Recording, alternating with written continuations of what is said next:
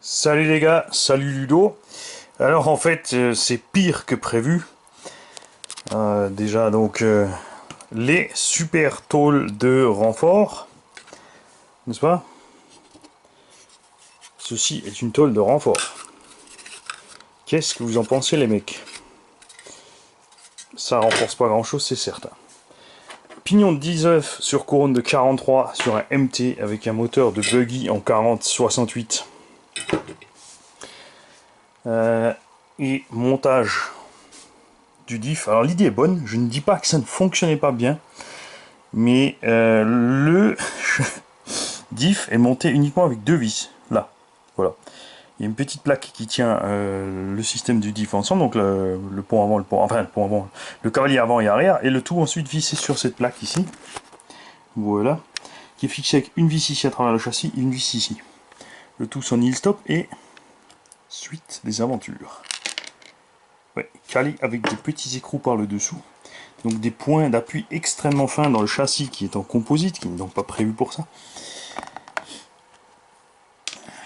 Les entailles dans le châssis très violentes. Et je ne sais pas si on va pouvoir le voir à la caméra. Je vais la poser. Voilà. Alors, est-ce qu'on va le voir comme ça? Regardez. Voilà, regardez. Vous avez vu le flex? Le châssis en fait ne tient que... Tout ce qui retient le châssis, c'est cette partie-là. Ici. Il n'a donc aucune chance de survivre en cas de saut ou de crash, de gros crash. C'est très clair. Les vis foirées, des écrous panier stop de toutes sortes. On a du M3, du 4, du 5, du Allen, du Torx, la plaque de montage du moteur. Et le moteur d'ailleurs était monté pas droit dedans, je vous explique. On avait donc le moteur posé comme ça, une rondelle entre ce côté-ci, ici, et l'arrière du moteur.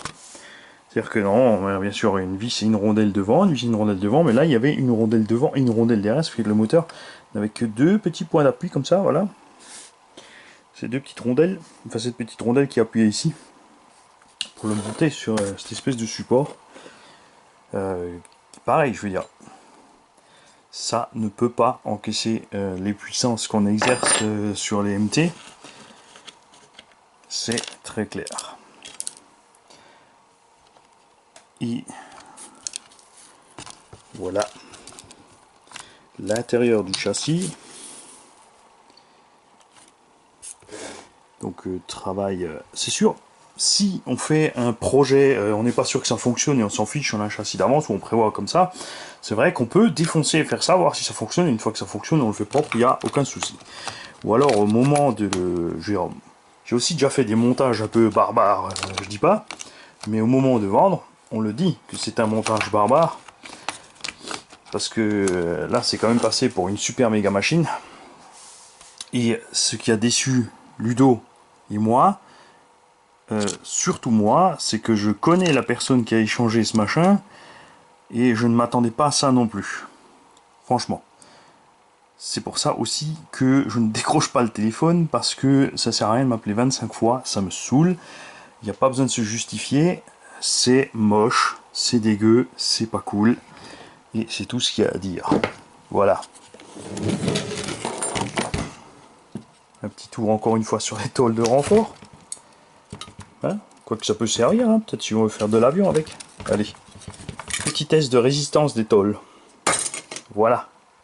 Un carter inférieur blindé. Incroyable. Dépité, je suis dépité. Mon Ludo, bon bah là il faut un châssis complet. Et puis la petite boîte de transfert. Évidemment l'idée est bonne. Mais étant donné qu'on n'a aucun point d'appui correct pour fixer cette pièce ici au centre, c'est juste pas viable. C'est un châssis monocoque, il est nécessaire que la coque soit complète pour qu'on ait la rigidité escomptée et le travail nécessaire en cas de crash et de choc. Comme ça, c'est absolument impossible que ça fonctionne comme il faut à long terme.